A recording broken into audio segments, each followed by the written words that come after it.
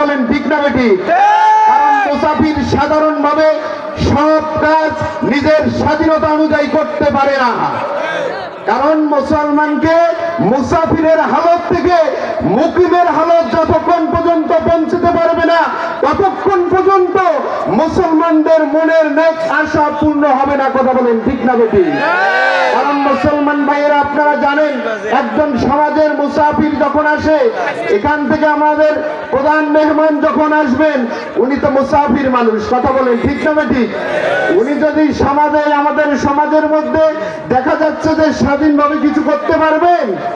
কথা বলেন, পারবেন? পারবেন না। কারণ কি? উনি হলো মুসাফির মানুষ।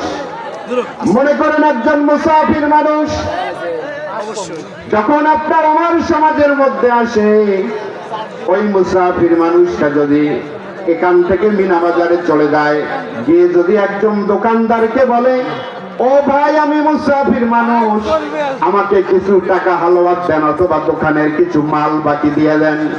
কথা বলেন তো, মুসাফিরকে জানে না, চিনে না, তার পরিচয় জানে না। বলেন তো, কোন দোকানদার কি কোন মুসাফিরকে টাকা দিতে পারে নাকি? পারে? ও বন্ধুগণ আমার, মুসাফিরকে এমন একটা জীবন, এমন একটা হালত তার জন্য। একজন মুসাফির যখন একজনের বাড়িতে যায়, ওই বাড়িতে গিয়ে যদি বলে, ভাই আমি মুসাফির, আমি মুসাফিরের হালতে আছি, আমাকে একটু জায়গা দেন। বলেন তো, কোন বাড়িওয়ালা কি তাকে জায়গা দেবে সহজে? কথা বলেন, দেবে নাকি? দেবে না। এই কারণে, কারণ মুসাফির যখনই বলবে, ভাই আমি মুসাফির, আমাকে একটু জায়গা দেন, তখন ওই মানুষটা বলবে যে না না, খবরদার, আমার বাড়িতে মহিলা মানুষ আছে, মুসাফিরকে থাকা যাবে না। বলবে কি বলবে না? কারণ মুসাফির চিন্তায় পড়ে গেল, আরে আমি মুসাফির হওয়াতে আমার সব স্বাধীনতা থেকে আমি বিরোধ, সব স্বাধীনতা থেকে আমি বঞ্চিত। যার কারণে মুসাফির একটু কৌশল অবলম্বন করলো। আরে দেখা যাক, বাড়িতে যেহেতু মহিলা মানুষ, যার কারণে দেখা গেল যে আর একটু পথ অতিক্রম করে আর এক বাড়িতে গিয়ে বলল, ভাই আমি মুসাফির মানুষ, আপনাদের বাড়িতে কি কোনো মহিলা আছে নাকি? এখন ওই বাড়িওয়ালা বলেন তো, রাগ করবে না কি করবে? কথা বলেন, রাগ করবে কি করবে না? কঠিন রাগ করবে। কারণ মুসাফির, তুমি মহিলা মানুষ খোঁজো কেন? কারণ মুসাফির তো জানে, এক বাড়িতে থাকতে চাইলাম, উনি বললো আমার বাড়িতে মুসাফির, আমার বাড়িতে মহিলা এখানে আছে, মা বোন আছে, তোমার থাকা যাবে না। আর মুসাফির সঠিক তদন্তটা জানার জন্য দ্বিতীয় বাড়িতে বলল, ভাই আমি মুসাফির মানুষ, আপনার বাড়িতে কোনো মা বোন আছে না? নাই। এখন মুসাফিরের নিয়াত ভালো না খারাপ? ভালো নিয়াত। কিন্তু যার বাড়িতে গিয়েছে তিনি ব্যতিক্রম একটা চিন্তা করেছেন যে মুসাফির মানুষ, মা বোনের তত্ত্ব নাই কেন? কথা বলেন ঠিক না বেটি? কারণ এর থেকে মুসলমান ভাইরা আমার একটা শিক্ষা গ্রহণ করেন। এখনো আমরা যারা মুসলমান আছি, এখনো মুসাফিরের হালতে আছি। কথা বলেন না কেন? যেদিকে যাই সেদিকে শুধু আমাদের বাধাগ্রস্ত। ওই প্রথমে থাকতে চাইলে জায়গা হলো না, মহিলার দোহাই দিল, আবার একটু পথ অতিক্রম করলো, বললো যে না, এ বাড়িতে মা বোন আছে। মা বোনের তত্ত্ব প্রথমত অবস্থায় তিনি জানতে চাইছেন, তার উপরও কিন্তু মুসাফিরের উপরে রাগ করেছে বাড়িওয়ালা। কথা বলেন ঠিক না বেটি? এই কারণে প্রিয় হাজিরিন, আমাদের অবস্থাটাও কিন্তু তাই, সেম সেম।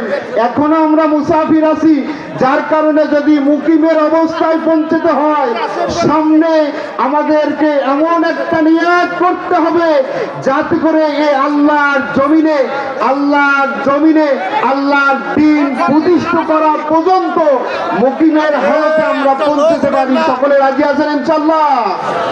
কারণ যখন আমরা মুকিম হতে পারবো, তখন সমাজে আমাদের কোরআন সুন্নাহ অনুযায়ী, ইসলামের হুকুমত অনুযায়ী গোটা সমাজ পরিচালিত হবে ইনশাআল্লাহ। কথা বলেন ঠিক না বেঠিক? প্রিয় হাজিরিন, আপনাদের কাছে বিরক্ত করবো না জানি, দীর্ঘক্ষণ যদি এখন আলোচনা করা হয়, তারপর আপনাদের মনোভূত হবে না বা মন বসবে না। এই কারণে আমাদের কাঙ্ক্ষিত মেহমান আর অল্প সময়ের মধ্যে আসবেন, একটু দরজার পরিচয় দিতে পারবেন? দীর্ঘক্ষণ আছেন আপনারা, আল্লাহ তো আপনাদেরকে দেখতেছেন কতটুকু আপনারা কষ্ট করে আছেন। আর অল্প সময়ের মধ্যে স্যার বলল অল্প সময়ের মধ্যে আমাদের প্রধান মেহমান আসবে ইনশাআল্লাহ। থাকবেন সকলে। সম্মানিত প্রিয় হাজিরিন, আল্লাহ রাব্বুল আলামিন বলেছেন ওয়ালা তাকুলু লিমান ইউকতালু ফি সাবিলিল্লাহি আমওয়াত বাল আহইয়াউন ওয়ালাকিন লা তাশউরুন।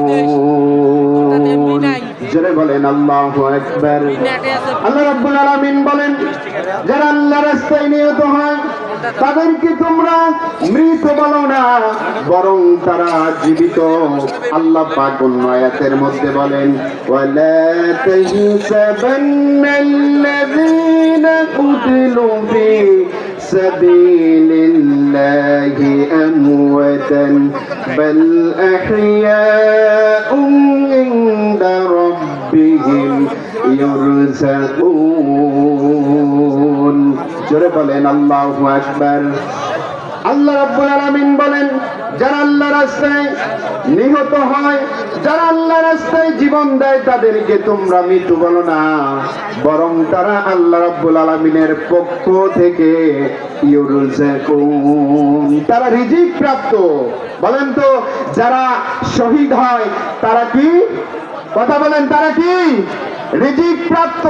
তারা আল্লাহ পাকে শুধুমাত্র দুনিয়ার জমিন একটু পরলোকগমন করে তারা কবরের জমিনে আল্লাহ রাব্বুল আলামিনের পক্ষ থেকে রিজিক পাচ্ছে। তারা সব কিছু আল্লাহ পাকের নিয়ামতের সব কিছু পাচ্ছে। চিল্লায় বলেন আল্লাহু আকবার। আল্লাহ রাব্বুল আলামিন আপনাকে আমাকে দুনিয়ার জমিনে প্রেরণ করেছেন তার গোলামি করার জন্য, তার দাসত্ব করার জন্য।